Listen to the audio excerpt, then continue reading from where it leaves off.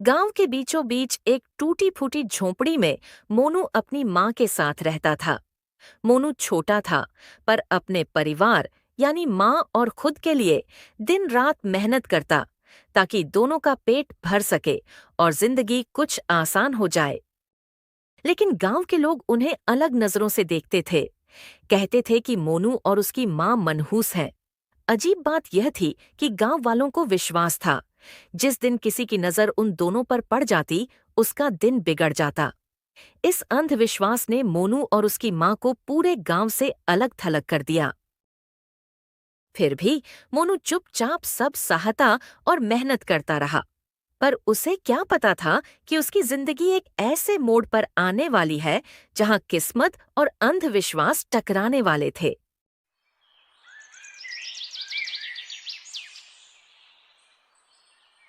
एक दिन जब मोनू गांव के चौराहे से होकर सिर पर लकड़ियां रखकर गुजर रहा था, तभी पास में खड़े एक व्यक्ति ने कहा। अरे राम राम। ये सुबह सुबह मनहूस सूरत लिए हमारे सामने कैसे आ गया? आज का दिन तो पूरा खराब जाएगा। आपने सही कहा भाई। हमारे पूरे गांव और इस राज्य में इसके जैसा मनहूस कोई नहीं है। जब से पैदा हुआ है तभी से मनहूसी फैला रहा है। कोई भी इसे देख ले तो उसका दिन व्यर्थ हो जाता है। हाँ, मैंने तो यहां तक सुना है कि जो भी व्यक्ति इससे लकड़ियां खरीदता है, उसके साथ कोई न कोई अनहोनी घट जाती है।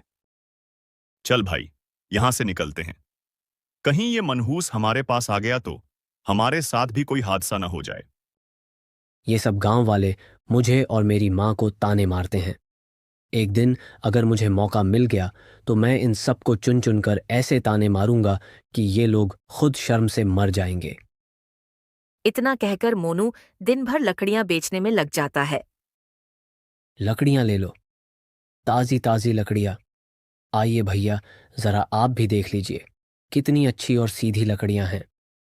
सब लोग वहां से गुजर तो रहे थे, पर कोई भी उसके पास नहीं आ रहा था। सिर्फ देखते और निकल जाते थे। यह सब देखकर मोनू को बहुत बुरा और दुख भी हो रहा था। वह सोचने लगा, सब लोग मेरी लकड़ियां क्यों नहीं खरीदते। शाम होते होते मोनू सारी लकड़ियां सिर पर रखकर घर की ओर निकल पड़ा। कुछ ही देर में थका हारा घर पहुंच गया। उधर उसकी माँ कमला बेटे के लिए खाना बना रही थी। मोनू को देखते ही बोली। मोनू, तू आ गया बाजार से? हाँ माँ, आ गया, लेकिन आज कुछ खास नहीं रहा। क्यों बेटा, आज फिर एक भी लकड़ी नहीं बिकी क्या? हाँ माँ, एक भी लकड़ी नहीं बिकी। ऊपर से ये गांव वाले हमें मनहूस कहते हैं, इसलिए कोई भी हमारे पास आने से कतराता है।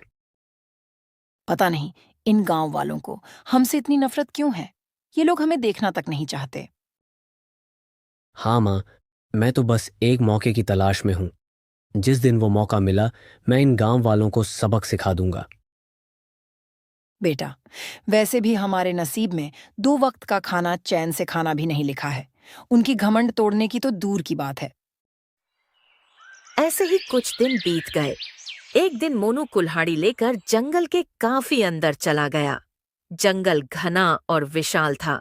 चलते चलते वह अपने आप से बड़बड़ाने लगा। हाँ, गांव वाले सच कहते हैं, मैं सच में मनहूस हूं। तभी तो सब मुझसे घृणा करते हैं। मेरे पास कोई काम तक नहीं है और ऊपर से ये कुल्हाड़ी भी मुझसे ढंग से नहीं चल रही। चलो आगे जाकर देखता हूं, शायद आज के लिए कुछ मिल जाए। इतना कहकर मोनू और अंदर जाने लगा। उसे इस बात का ध्यान भी नहीं रहा कि वह जंगल के किस कोने में जा रहा है। चलते चलते वह उस मायावी जगह पहुंच गया, जहां आज तक कोई इंसान या प्राणी भी नहीं गया था। जब मोनू ने चारों तरफ देखा, तो उसे होश आया कि वह किसी अनजानी और रहस्यमयी जगह पहुंच चुका है। अरे, ये मैं कहाँ आ गया हूं? इस जंगल के इस हिस्से में तो मैं कभी नहीं आया। कुछ अजीब सा लग रहा है। तभी उसे एक सफेद रंग की गाय नजर आती है। उस सुनसान जंगल में उस जगह पर एक पंछी की आवाज तक नहीं आ रही थी। ये गाय इस जंगल में कहाँ से आ गई? और तो और, ये गाय तो काफी सुंदर भी लग रही है। अगर मैं इसे मंडी में ले जाकर बेच दूं तो मुझे इसके बदले में काफी पैसे मिल जाएंगे और मैं कोई काम शुरू कर सकता हूं।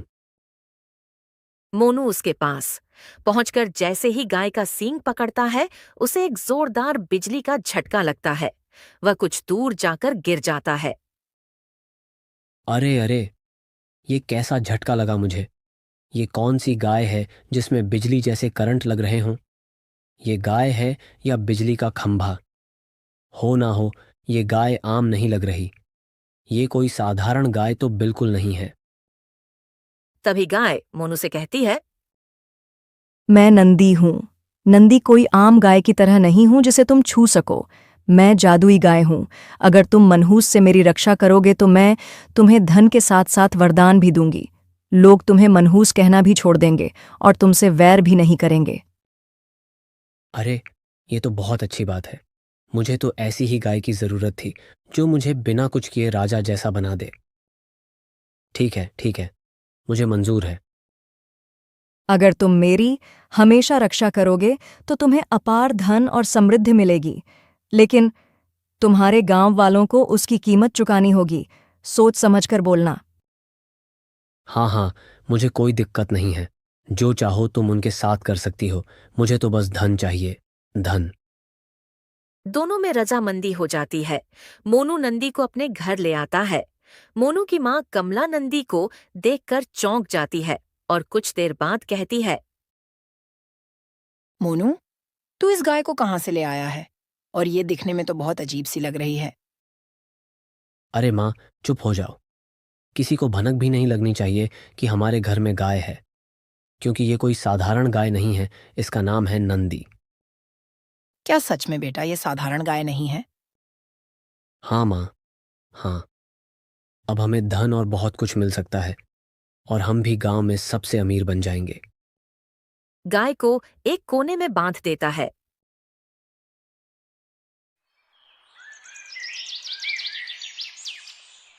अगली सुबह अरे, ये क्या?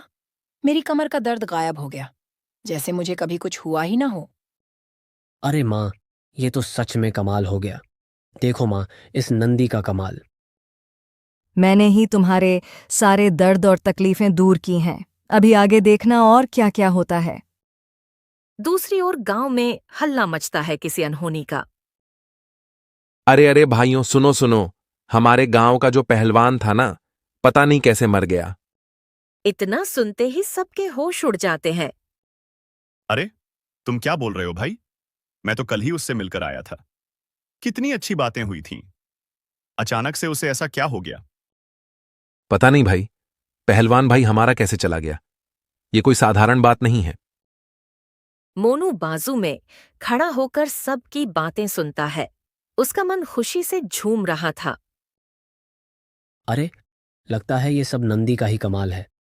उधर उसने मेरी माँ को ठीक किया और इधर गांव का एक आदमी खत्म हो गया। चलो, अच्छा ही हुआ। जितना मुझे वरदान मिलेगा उतना ही गांव का हर आदमी मर जाएगा। फिर मुझे कोई मनहूस नहीं कहेगा। इन गांव वालों से मेरा बदला भी तो पूरा हो जाएगा।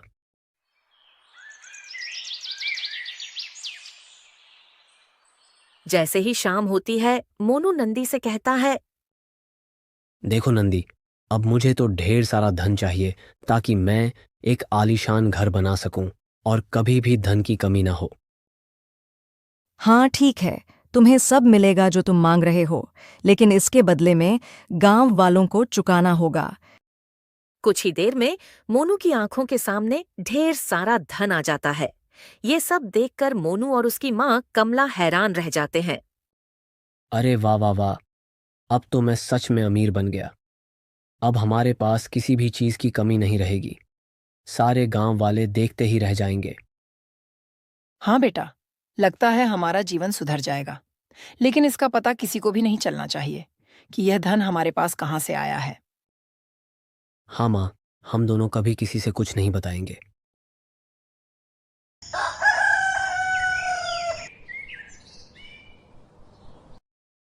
सुबह होते ही पूरे गांव में हलचल मच जाती है। पड़ोसन निशा जोर जोर से रो रही थी क्योंकि उसका पति मर चुका था। अरे, ये क्या हो गया मेरे पति को? कुछ बोल क्यों नहीं रहे हैं सुबह से? निशा फूट फूट कर रो रही थी। गांव के कुछ लोग उसके पास खड़े होकर यह सब देख रहे थे। तभी मंतोष वहां आता है। अरे अरे निशा बहन, क्या हो गया? तुम क्यों इतना रो रही हो? क्या बताऊं भाई साहब, मेरे पति सुबह से उठ ही नहीं रहे हैं। पता नहीं इन्हें क्या हो गया है। कल रात को बोले थे कि सुबह जल्दी खेतों की ओर जाना है। कब से उठाने की कोशिश कर रही हूं, पर ये हैं कि उठने का नाम ही नहीं ले रहे। अच्छा, मैं वैद्य को बुलाकर लाता हूं। तुम इनका ध्यान रखना। मंतोष वहां से वैद्य को बुलाने चला जाता है। कुछ ही देर में वह वैद्य को लेकर आता है। वैद्य जी निशा के पति की जांच करते हैं और अपना माथा पकड़ लेते हैं। तभी वैद्य जी कहते हैं, अरे, ये तो बहुत अजीब है। इन्हें तो कोई बीमारी ही नहीं है, फिर भी इनकी मृत्यु हो गई। ये साधारण मृत्यु नहीं है। अरे वैद्य जी, हमारे गांव में ऐसा कुछ दिनों से लगातार हो रहा है। जरूर कोई है जो मनहूसियत फैला रहा है इस गांव में। मैं आप सबसे कहता हूं कि हमें जल्द से जल्द पता लगाना होगा। ये सब किसकी वजह से हो रहा है? ऐसे ही चलता रहा तो हमारे गांव के और भी लोग मरते जाएंगे। ऐसे ही कई दिन बीत जाते हैं। अब तो अपनी किस्मत ही बदल गई। तू जब जब जादू करती है, मेरे घर में सोना चांदी बरसने लगता है। वाह, क्या बात है। लेकिन हर बार कोई न कोई गांव में मर जाता है या फिर कोई बहुत बुरी तरह बीमार पड़ जाता है, मगर इससे मोनू को कोई फर्क नहीं पड़ता। वह आए दिन नंदी से कुछ न कुछ मांगता ही रहता है। इसी बीच गांव के कई लोग खत्म हो जाते हैं। अरे भाई लोगों सुनो, कल फिर शंकर मर गया। और सुनो, अचानक मोहन की तबीयत भी बिगड़ गई। पता नहीं कैसे हो रहा है। ऐसे ही चलता रहा तो हमारे गांव में और भी लोग मरते जाएंगे। और अजीब बात यह है, तभी मोनू के घर में बरकत हो रही है। जरूर कोई रहस्य है इन दोनों बातों में। हाँ, तूने तो बिल्कुल सही कहा। मुझे भी कई दिनों से मोनू पर शक हो रहा है। हमें इसका पता लगाना ही होगा। जब से वह मनहूस लकड़हारा अमीर बना है, तब से ही इस गांव में अनहोनी हो रही है। और नहीं तो क्या, पहले तो हम उसे मजाक में मनहूस कहकर चिढ़ाते थे, लेकिन अब लगता है सच में वही बर्बादी की वजह है। चलो, सब गांव वालों को इकट्ठा करके उसके घर चलते हैं। सभी गांव वाले इकट्ठा होकर मोनू के घर के बाहर आ जाते हैं। अरे मोनू, बाहर आ। अरे, क्या बात है? क्यों चिल्ला रहे हो भाई?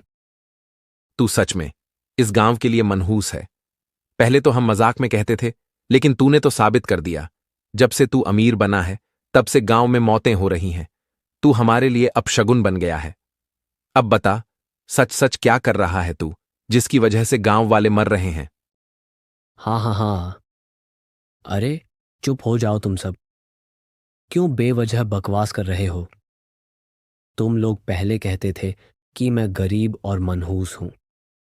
अब मैं अमीर हो गया तो तुम्हें जलन हो रही है। बोलो बोलो, सही में जलन हो रही है ना? तुम्हें मेरी अमीरी पर विश्वास ही नहीं हो रहा है। अरे, जलन नहीं है हमें तेरी अमीरी से, लेकिन तेरी वजह से गांव के लोग मर रहे हैं। अरे, जब तुम्हारे लोग मर रहे हैं तो मुझे कोई तकलीफ नहीं है, और मेरा घर खुशहाल है, तो मैं क्या करूं?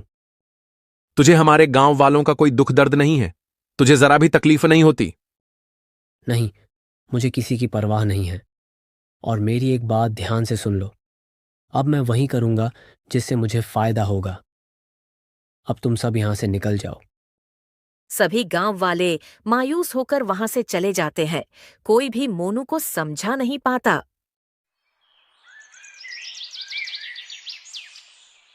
एक दिन आधी रात को मोनू देखता है कि नंदी चुपके से कहीं जा रही है।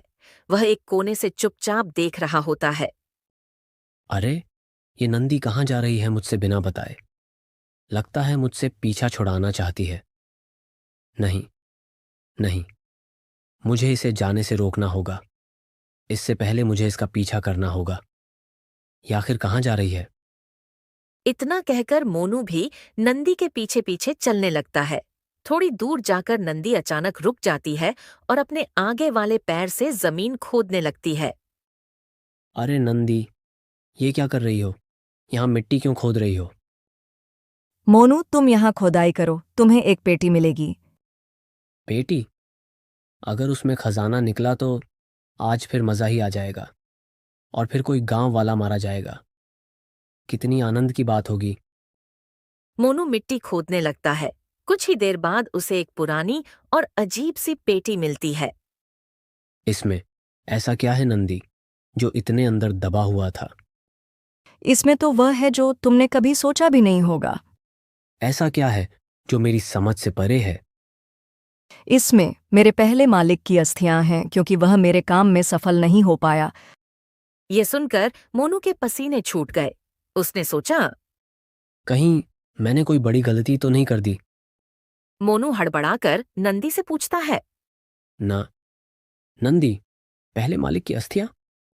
हाँ, मैंने उसे अपार धन दिया था, लेकिन जब मेरी बारी आई मदद करने की तो वह असफल रहा और मारा गया। ए तुम क्या कह रही हो नंदी? वह चीज क्या थी जिसके कारण वो मारा गया? मोनू, अब समय आ गया है कि मैं तुम्हें सच बता दूं। मैंने अब तक तुम्हारी बहुत मदद की और तुम्हें गरीबी और मनहूसियत से बाहर निकाला। अब मेरी बारी है, तुम्हें मेरी मदद करनी होगी। मदद? कैसी मदद? तुम तो एक गाय हो। तुम्हारे लिए मैं भला क्या कर सकता हूं? नहीं, नहीं, मैं गाय नहीं हूं मोनू। मैं एक श्रापग्रस्त आत्मा हूं और सिर्फ तुम ही मुझे इस श्राप से मुक्त कर सकते हो। क्या तुम श्रापग्रस्त आत्मा हो? लेकिन तुम्हारे साथ ये सब कैसे हुआ और क्यों? मैं पहले एक राज्य की राजकुमारी माधुरी थी। मैं बहुत घमंडी थी अपनी सुंदरता पर। एक बार मैंने गलती से एक साधु बाबा को पेड़ पर उल्टा लटका दिया। उन्होंने मुझे श्राप दे दिया। तब से मैं गाय के रूप में भटक रही हूं।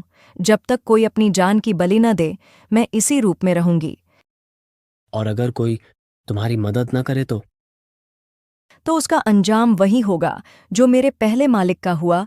उसे अपनी जान गंवानी होगी। देखो, उसकी अस्थियां तुम्हारे सामने हैं। मगर तुम चाहती हो कि मैं अपनी जान दे दूं? हाँ, लेकिन मैं तुम्हें एक विकल्प देती हूँ। या तो तुम अपनी बलि दो या अपनी माँ कमला की। मुझे एक जीवन चाहिए, तभी मैं मुक्त हो सकती हूँ। अरे, मुझे माफ कर दो। मैं लालच में आ गया था। मुझे जाने दो। अब से मैं इंसान बन जाऊंगा, हमेशा के लिए। तुम मेरे साथ ऐसा मत करो। मोनू, जब मैंने तुम्हें वरदान दी थी, तभी कही थी कि यह वरदान अभिशाप भी बन सकता है। तुम लालच में पड़ गए हो। अब तुम्हें मेरा काम करना ही पड़ेगा। तुम्हारे पास सिर्फ एक दिन का समय है। सोच समझकर फैसला करना। मोनू निराश और भरे मन से घर की ओर लौटता है। मोनू, तू इतनी रात को कहाँ चला गया था, वो भी बिना बताए? और नंदी नहीं दिख रही है, वो कहाँ है? अरे माँ, वो कोई नंदी बंदी नहीं है। वो तो राज्य की श्रापित राजकुमारी है, जिसने हमें इतना सारा धन दिया है। लेकिन अब उसके बदले में हम दोनों में से किसी एक को अपनी बलि देनी होगी। क्या क्या कह रहा है बेटा? हाँ माँ, चाहे मेरी बलि ले या तुम्हारी, हम दोनों अब इस श्राप में फंस चुके हैं। लेकिन माँ, मैं आपको खोना नहीं चाहता। मैं अपनी बलि दूंगा। नहीं बेटा, मैं दूंगी अपनी बलि। तू आराम से इस घर में रह। मेरा जीवन अब कितना बचा है? तुझे तो अभी बहुत जीना है। नहीं, नहीं माँ, तुम नहीं जाओगी। मैं तुम्हें मरने नहीं दे सकता। तुम मेरे लिए बहुत प्रिय हो माँ। बेटा, ये वक्त दिल से सोचने का नहीं है, बल्कि दिमाग और सूझबूझ से सोचने का है। इतना कहकर कमला घने जंगलों में चली जाती है। रात का अंधेरा और लोमड़ी की आवाज आ रही थी। मोनू भी एक कोने में रोने लगता है। तभी नंदी कमला के सामने आ जाती है। जल्दी बोलो कमला, तुमने क्या फैसला किया है? मैं तैयार हूं बलि के लिए। उसके बदले में तुम मेरे बेटे को छोड़ देना। ध्यान रहे, कभी भी तुम वहां से वापस नहीं आ सकती। मुझे मंजूर है नंदी, तुम भी अपना वचन मत भूलना। नंदी अपने जादू से कमला को गायब कर देती है। उसी पल वह गाय से बदलकर राजकुमारी के रूप में आ जाती है और वहां से अपने महल की ओर चली जाती है। उधर मोनू अपने कमरे में गहरी नींद में सोया था। तभी उसके सपने में उसकी माँ की आवाज गूंजती है। बेटा, मुझे तुम बचा लो। मैं अंधेरी दुनिया में हूँ, बिल्कुल अकेली। हाँ, हाँ, ये क्या? माँ तो मेरे सपने में आई हैं, मतलब माँ जिंदा है। मुझे उन्हें बचाना ही होगा। कहीं ना कहीं कोई तो रास्ता होगा। उसका पता मुझे वही नंदी बता सकती है।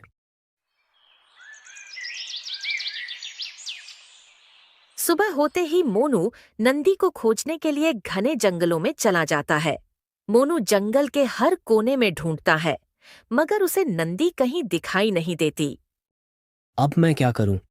नंदी तो कहीं मिल ही नहीं रही। मैं अपनी माँ को कैसे बचाऊं? कुछ भी करके मुझे अपनी माँ को उसके जाल से बचाना ही होगा। तभी मोनू के दिमाग में एक विचार आता है। हाँ, वो राजकुमारी थी। शायद वो राजमहल में मिल सकती है। वहां से निकलकर वह राजमहल की ओर चल देता है।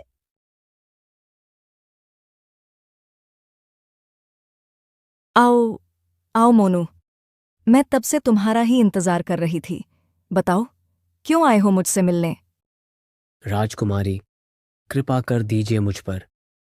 मुझे अपनी माँ को बचाना है। वो तड़प रही है किसी अंधेरी दुनिया में। मुझसे मदद के लिए पुकार रही है। मुझे एक आखिरी मौका दीजिए अपनी माँ को वापस लाने का। अभी तुम्हारी माँ पर आई तो तुम मदद मांगने आए हो। तब तुमने क्यों नहीं सोचा, जब तुम्हारे गांव के लोग मर रहे थे? तुम्हारी वजह से जो कुछ हुआ, उन सबका क्या कसूर था? जो दर्द तुम सह रहे हो, वही दर्द उन सबने भी सहा। समझ गया राजकुमारी, लेकिन आप मुझे क्षमा कीजिए। मैं अपनी गलती का प्रायश्चित करना चाहता हूँ। कृपा कर बताइए, मैं अपनी माँ को कैसे वापस लाऊं? तभी पास बैठा एक राजगुरु साधु बोल उठता है। मोनू, तुम्हारी माँ को वापस लाया जा सकता है, लेकिन उसके लिए तुम्हें एक परीक्षा पार करनी होगी। हाँ, हाँ, मैं तैयार हूँ। अपनी माँ के लिए कुछ भी करूँगा। यह परीक्षा तुम्हारे अंतर्मन की होगी, मोनू।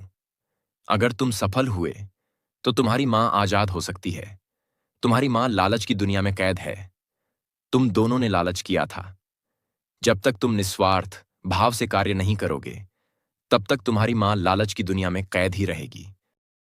हाँ, हाँ, आप बताइए मुझे क्या करना होगा। रास्ता तुम्हें खुद ढूंढना होगा। हम सब कुछ नहीं कर सकते। मोनू महल से बाहर निकलता है। वो थका और बेचैन दिखता है। रुककर अपने आप से कहता है। हाय, मैं अपनी माँ को कैसे बचाऊं और क्या करूं ऐसा? मोनू गांव में पहुंचते ही एक पेड़ के नीचे बैठ जाता है। कुछ देर बाद मोनू आगे बढ़ने लगता है। तभी उसे एक बूढ़ी औरत रोती हुई दिखाई देती है। ये कौन है जो रो रही है और इतनी देर से रो रही है? अरे बेटा, क्या तुम मेरी मदद करोगे? तुम मुझे अच्छे इंसान लगते हो। मेरी बेटी आंधी है, उसका विवाह नहीं हो रहा। कोई भी लड़का आता है, देखता है और चला जाता है। मैं बहुत परेशान हूँ। कोई भी मेरी बेटी की मदद नहीं कर रहा। आप चिंता मत कीजिए अम्मा, मैं आपकी पुत्री से विवाह करूंगा। क्या सच में बेटा, तुम मेरी बेटी से शादी करोगे? तुम तो हमारे लिए भगवान से कम नहीं हो। अम्मा, दिखने से कुछ नहीं होता। अगर आपकी बेटी की आंखें नहीं भी हैं तो क्या हुआ, मैं उसका ख्याल रखूंगा। यही काफी है। सच में बेटा, तुम मेरी बेटी से शादी करोगे? चलो मेरे साथ कुलदेवी के मंदिर, वहीं तुम्हारा और मेरी बेटी का विवाह होगा। अम्मा, मैंने आपको वचन दिया है तो मैं शादी जरूर करूंगा। मोनू बूढ़ी औरत के घर पहुंचता है। वह अपनी बेटी को दिखाती है। देखो मोनू बेटा, यही मेरी बेटी है। कितनी खूबसूरत है ना? अम्मा, ये तो एक हिरण है। ये कैसे संभव है? हाँ बेटा, मैंने इस हिरण को बचपन से पाली हूँ। अब सोच रही हूँ इसका विवाह कर दूं। अम्मा, मैं एक हिरण से कैसे शादी कर सकता हूँ? वो जानवर है और मैं इंसान हूँ। अगर तुमने मना किया तो मैं और मेरी बेटी यहीं आत्महत्या कर लेंगे। अम्मा, अब मैं फंस चुका हूँ। मैंने आपको वचन दिया है, इसलिए मैं विवाह के लिए तैयार हूँ। तो चलो हमारे साथ कुलदेवी के मंदिर। ठीक है अम्मा, मैं तैयार हूँ। मोनू, हिरन और बूढ़ी औरत तीनों कुलदेवी के मंदिर पहुंच जाते हैं। यही हमारा पवित्र मंदिर है। यहीं विवाह होगा। लेकिन पहले मुझे कुछ आवश्यक सामग्री लानी होगी। तुम यहीं रुकना, मैं अभी आती हूँ। ठीक है अम्मा, मैं इंतजार करूंगा। बूढ़ी औरत चली जाती है। तभी हिरण मोनू से बोलती है, तुम यहाँ से भाग जाओ। ये जगह तुम्हारे लिए सुरक्षित नहीं है। तुम कैसे बोल सकती हो? ये तो बड़ी अजीब बात है। क्योंकि मैं सचमुच हिरन नहीं हूँ। मैं एक मछुआरे की बेटी हूँ। इस बूढ़ी औरत ने अपने जादू से मुझे हिरन बना दिया है। अब वह मेरी और तुम्हारी बलि चढ़ाकर और शक्तिशाली बनना चाहती है। क्या? अगर ऐसा है तो मैं तुम्हें छोड़कर नहीं जाऊंगा। चलो, यहाँ से भाग चलते हैं। अगर तुम मेरी मदद करोगे तो तुम भी मारे जाओगे। कृपया चले जाओ और अपनी जान बचाओ। नहीं, मैं तुम्हें अकेला मरने नहीं दूंगा। पास ही एक पवित्र झील है। उसमें स्नान करने से तुम अपने असली रूप में लौट आओगी। ठीक है, मैं तुम्हारे साथ चलती हूँ। दोनों झील की ओर भागते हैं। झील के पास पहुंचते ही एक रहस्यमयी आवाज आती है। रुक जाओ, तुम कहाँ जा रहे हो? मुझे इस झील में स्नान करने दो। मैं श्राप से मुक्त होकर अपने असली रूप में आना चाहती हूँ। लेकिन पहले तुम्हें मन की परीक्षा देनी होगी। क्या तुम तैयार हो? हाँ, मैं तैयार हूं। मैं अपनी आत्मा और बुद्धि से सही उत्तर दूंगा। बताओ, सत्य और निस्वार्थ में सबसे बड़ा कौन है? जो अपने स्वार्थ और लालच को त्याग कर दूसरों के लिए जीता है, वही सबसे महान है। वही सच्चा दानवीर है। तुमने सही उत्तर दिया। तुम्हारी परीक्षा सफल रही। हिरण्य झील में स्नान करती है और तुरंत एक सुंदर युवती में बदल जाती है। तुम्हारी मदद ने मेरा श्राप तोड़ दिया। अब मैं स्वतंत्र हूँ। तुम्हारा धन्यवाद। किसी की मदद करना ही मेरी असली जिम्मेदारी है। अब चलो, मैं तुम्हें गांव छोड़ देता हूं। दोनों गांव पहुंचते हैं और अलग हो जाते हैं। लड़की अपने घर चली जाती है और मोनू उदास होकर घर लौट आता है। बेटा, कहाँ रह गया था? मैं तुम्हारा इंतजार कर रही थी। माँ, आपको देखकर मुझे सुकून मिला। हाँ बेटा, तुम्हारी साहस और विश्वास की वजह से मैं भी बच गई हूँ। माँ, निस्वार्थ प्रेम और त्याग ही असली जीवन है। साधु महाराज की शिक्षा हमेशा याद रहेगी। अब मैं कभी लालच नहीं करूंगा। बेटा, अब इस धन का क्या करें? माँ, इसे गरीबों में बांट देंगे ताकि सब अच्छे से जी सके। मोनू और कमला ने धन गरीबों में बांट दिया।